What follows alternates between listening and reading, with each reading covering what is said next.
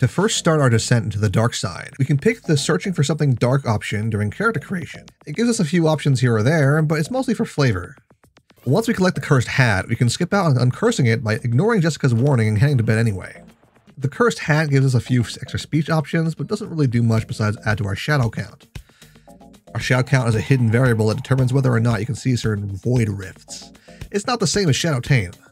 Speaking of shadow taint, we can finally start increasing our taint level once we acquire the cursed compass, which leads us to a few encounters with shadow items. The edibles we use can increase our shadow taint level, which is where the real fun begins. Just be careful going past taint level 2, as some NPCs will stop talking to you. For each level up to 5, a few shadowy items are available to plunder, so long as your shadow count is high enough anyway. Make sure to use the cursed items to get your shadow count high without increasing your taint count, which is increased by the food items you eat. At taint level 1, we can find a pair of pants under the tentacle house. Just absorb some of the tentacles with our Eldritch Eyeball, and guess what? They're yours. You can also find another item in the village of Sandwich, as long as you've been to the past and seen the root cellar. Dig up the present day one and head to the portal inside. Once you chase the rats enough, they'll combine into a rat familiar. If you want to save Sandwich from its dire fate though, check out this video right here. The last level 1 portal requires us to team up with Rufus and progress his questline until we can reach the Fish Mother's lair. Inside is a portal of floating chalice we can drink to turn into a Fishman hybrid. It's actually kind of rad. Once we shuffle enough dark hot dogs to become Shadow Taint level 2, we can access another portal in the SIT library. In the area where you encounter the old headmaster, another portal sends us to a guessing game. Sadly, poop is not the answer, but open and book are. It's important to get this one while you can, because if you grab the cursed book, you won't be able to come back. Your reward is a class-specific book that gives you an XP and eventually increases one of your stats. As long as you don't have Taint level 3, you should be able to talk to Crystal and unlock the Gumbuckle mine from her, as she wants you to mine some crystals for her. Once we grease up the elevator and head down to the shaft in the present day, you'll find there's a big crack in the wall. Once you come back here with a pickaxe, you can open it up and find another portal, which we can access for another minigame. Our head will turn to a pickaxe and you want to chop down on all the rocks nearby. Doing so will unlock a pair of boots that allow you to surf around on the power of shadow. It's kind of cool looking actually. The last portal for level 2 is in the junkyard, and you'll find it next to this hog. Inside is a game for boxing robots. Just make sure you're on the same ground level as your opponent to hit them, and move up or down to dodge. You should have a fairly easy time, and the reward you get is a ring that makes shadow encounters more common. Now you might want to hold off on reaching Taint level 3, as some NPCs will no longer talk to you, and there's no real drawback to waiting until you reach the Government Valley. As long as you've gone to the library portal anyway.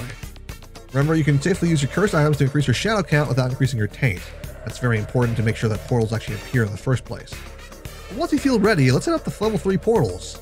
The easiest one is in Barbara Yagara's house. Just do some basic chores for her and then head to the basement where you'll find a rift with a crow that asks us questions or riddles.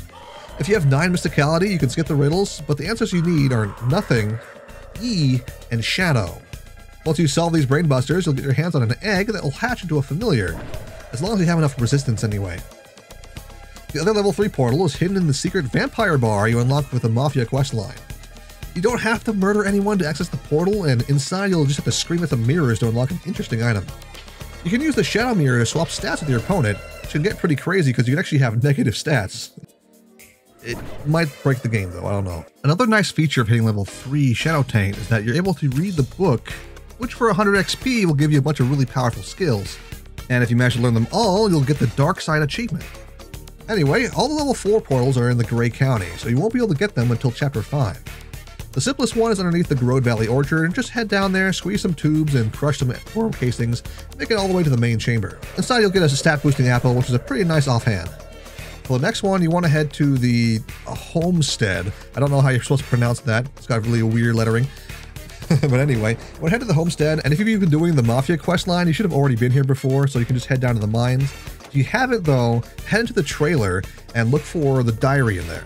In the diary, you should be able to find some entries you can just skim through and find a way into the mine, which is a trap door in the main house that only appears once you've read this diary or had the Mafia questline. Once you're down there, defeat some vampires, and you should see a portal that'll lead us to a slot machine.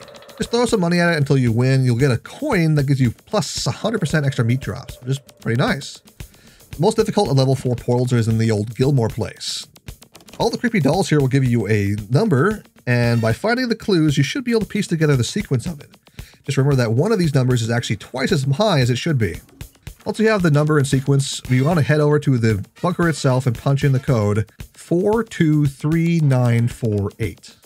The bunker will open, we can head downstairs to find another portal. And inside is another kind of hangman game, where it gets pretty easy as the letters you don't need will get removed if you choose them. The answer though is block, and you'll get a hat for it. It gives you a massive amount of physical armor. Once we reach level 5, you can fully unlock the true power of the dark side. We're now able to just absorb basically all of our shadowy opponents and take steps towards the bad ending. You can also finally read the entirety of the book we got in the library portal and access the items in the level 5 portals. So let's get the rest of that loot, shall we? The first and easiest one we can get is in Goldthwaite Park. It turns out those weird rocks are actually opening a portal to some kind of asteroid game. Shoot enough of them, you'll get a knife that does a ton of bleed damage. If our shadow tank wasn't high enough at the time, we can talk to a hobo and unlock the Dolphin House. And when we head in the basement with a water-breathing apparatus, or I think the fish head will help you out here, you can find an underwater portal there that turns us into a key. We swap the parts of our head around until we can open the door, and inside we find a candle that does burn damage. Honestly, really dang good. Inside the fly room of the Hain Quarry, you can find one more portal that leads us to a big pile of garbage.